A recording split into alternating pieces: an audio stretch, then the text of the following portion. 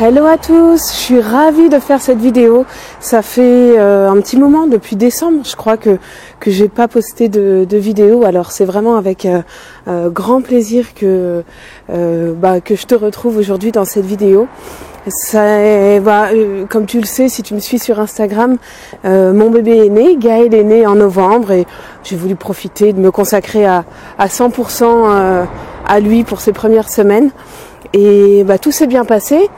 D'ailleurs, si tu veux, tu peux me suivre sur Instagram. Je vais mettre le lien en haut de la vidéo, comme ça, tu verras. Je fais des posts assez régulièrement. Et en novembre, justement, j'avais annoncé la naissance de mon bébé. Tout s'est bien passé, merveilleusement bien. Voilà, les premiers instants absolument magiques. D'ailleurs, il est là, le petit chat. Un peu de voiture. Il est là, il fait dodo. Et contre maman. La meilleure place du monde, n'est-ce pas, pour un bébé. Donc tout s'est vraiment super bien passé. Je me suis assez vite remise de l'accouchement. Mais après, j'ai eu quelques complications liées à l'allaitement. Et justement, c'est ce dont je voudrais te parler dans cette vidéo. Parce que je pense que ça peut être utile à certaines mamans qui pourraient baisser les bras, qui pourraient abandonner parce que c'est un peu compliqué de savoir comment s'en sortir quand on a des difficultés d'allaitement avec son bébé. En fait, ce qui s'est passé, c'est que j'ai eu plusieurs engorgements, mais vraiment quasiment tous les jours pendant un moment, j'avais des engorgements. J'ai eu une mastite aussi, donc c'est une zone... J'arrive pas à cadrer.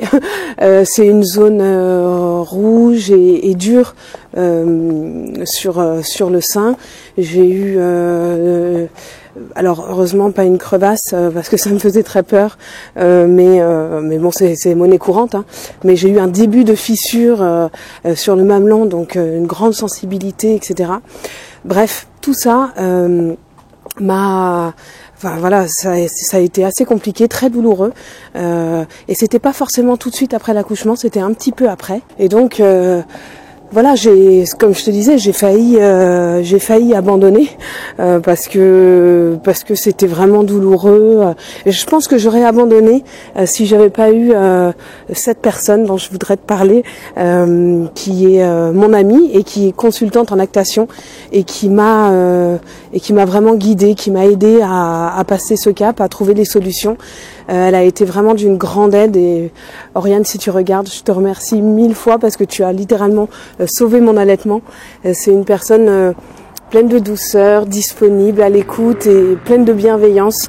Donc je te disais, elle est formée elle a le diplôme IBCLC, donc elle est spécialisée en allaitement. Et on n'est pas au courant, enfin toutes les mamans, beaucoup de mamans souvent se sentent isolées, de mamans allaitantes, je veux dire, se sentent isolées quand elles ont des difficultés et elles abandonnent parce que c'est trop compliqué de trouver les solutions. Donc elles abandonnent, elles passent au biberon et au lait industriel, alors qu'en fait il y a des solutions. On peut, alors il y a effectivement le site de la Leche League qui est très bien fait, mais qui est très complet, mais qui nous donne pas forcément. C'est compliqué quand même de s'y retrouver. Il y a tellement d'informations. Donc le mieux c'est de faire appel à une consultante comme Oriane. En fait, c'est ça dont je voulais te parler. Une consultante en lactation, et ce sont des personnes référencées, formées et référencé sur un site internet qui s'appelle alors je te mets il y a lactation.org, un truc comme ça, mais je te mets le site sous la vidéo parce que il y en a partout en France, et donc peut-être que tu pourras trouver une consultante pas très loin de chez toi. En tout cas, Oriane, elle travaille sur Paris et sur le 94. Sinon, je crois qu'elle fait des consultations par Skype aussi. Je te mets aussi toutes les coordonnées d'Oriane. C'est vraiment quelqu'un de passionné et d'un grand secours, qui a été pour moi d'un grand secours, au-delà d'être mon amie. Donc voilà, je peux que te conseiller de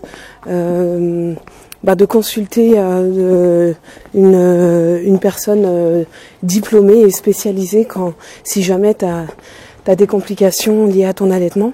Alors la consultation est chère, hein. Ça m'a fait un petit peu mal. C'est 90 € la consultation. Mais en même temps, j'ai vite fait le calcul. Si tu prends une boîte de lait, je sais pas moi, une boîte de lait de chèvre par exemple ou de riz en pharmacie ou dans un magasin bio, c'est à peu près 30 €.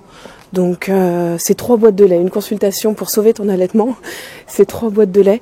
3 boîtes de lait, c'est même pas 3 mois de nourriture, d'alimentation pour ton bébé. Donc voilà, moi sachant que je voulais de toute façon faire plus de 3 mois d'allaitement, le calcul était vite fait. Alors moi en fait il y a eu 3 causes de problèmes qui ont causé toutes ces complications liées à l'allaitement. La première c'est que Gaël a attrapé le muguet. Donc c'est une sorte de champignon et qui peut se transmettre à la maman via l'allaitement, via le sein. Donc il faut faire plein de soins. Il faut mettre de l'eau bicarbonatée après la tétée avec 1 ou 2 gouttes d'extrait de pépins de pamplemousse pour éviter d'attraper le champignon du bébé. Donc Gaël n'a pas souffert. En revanche, moi, c'était quand même beaucoup de soins. Et puis ça fragilise le mamelon. Donc voilà, c'est là que j'ai commencé à avoir une fissure. Et puis donc c'est là ça commence à être, les douleurs ont commencé. Et puis le deuxième souci qu'on a eu, c'est le frein de langue. On s'est aperçu, donc grâce à la consultante en lactation, que Gaël avait un frein de langue trop court, postérieur, trop court. Donc elle m'a orientée vers un ORL qui s'y connaît en frein de langue, parce que c'est pas le cas de tous les ORL, faut le savoir, qui a sectionné donc le frein de langue, une partie du frein de langue de Gaël, pour qu'il puisse sortir sa langue et faire le mouvement de succion. Parce qu'en fait, un frein de langue peut empêcher un bébé de bien téter, et du coup ça a des répercussions sur sa capacité à se nourrir, et puis aussi ça peut donner beaucoup de douleur à la maman. Donc moi c'était mon cas, il drainait mal le lait dans l'ensemble du sein, donc c'est pour ça que j'avais des engorgements à répétition. Il y avait des zones du sein où le lait stagnait en fait, et donc le sein était engorgé par zone. Donc ça c'était problématique. Donc il a fallu couper ce frein de langue. C'est pas douloureux en tout cas. Gaël avait 1 mois quand on a fait cette intervention. Il n'y a pas d'anesthésie, c'est juste une petite anesthésie, je dirais locale. On met juste du sérum physiologique glacé au moment 5 secondes avant que l'ORL coupe le frein de langue avec un petit ciseau. Donc c'est pas très douloureux pour l'enfant. Ça fait quand même comme une petite piqûre, mais en fait l'enfant est plus gêné parce que c'est très désagréable. On lui maintient la bouche ouverte, on lui tient les mains, etc. Donc il pleure finalement avant qu'on lui coupe le frein de langue. Il pleure de la situation, du contexte désagréable dans lequel il est. Et puis ensuite, je pense qu'au moment où on coupe, ça lui fait une sorte de petite piqûre. Mais disons que c'est pas forcément ça qui le fait pleurer le plus, quoi. Et alors voilà, à 1 mois, ça se passe comme ça. Quand les enfants sont plus grands, des fois il faut une anesthésie générale, ou c'est fait au laser. Là c'était fait au ciseau, donc c'était simple. Mais pense-y, parce que c'est vrai que les freins de langue sont la source de beaucoup de maux, par exemple des maux de tête, les enfants qui ont des retards de langage aussi, ça peut être dû à un frein de langue, ou des difficultés de prononciation de certaines lettres, où il faut utiliser la langue au palais, mettre la langue au palais comme le L ou le N. Si ton enfant là je suis bloquée, en fait c'est fermé ici. D'habitude c'est ouvert. Si ton enfant ne sait pas prononcer certaines lettres, c'est peut-être dû à un frein de langue qui l'empêche de bien prononcer. Donc il faut consulter un ORL spécialisé. Tous ne le sont pas malheureusement. C'est un mal très très peu connu et qui pourtant est à l'origine de pas mal de choses.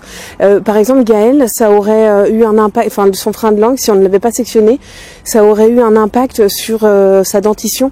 Il aurait eu sans doute des dents qui se chevauchent parce que sa langue à l'arrière ne se plaçait pas bien au palais, donc ne faisait pas l'écartement nécessaire d'habitude sur le palais de droite à gauche, qui fait que la gencive est suffisamment large ou élargie pour que toutes les dents y trouvent leur place. Voilà, c'est ce que m'a expliqué la consultante en lactation. Donc c'est ce genre d'information qu'on obtient quand on consulte, quand on consulte une personne spécialisée, et ça on peut pas le deviner. Donc c'est pour ça que je fais cette vidéo, c'est pour te dire de consulter, de pas hésiter à consulter une consultante en lactation ou même un ORL directement spécialisé en frein de langue, et c'est pas le cas de beaucoup d'ORL malheureusement.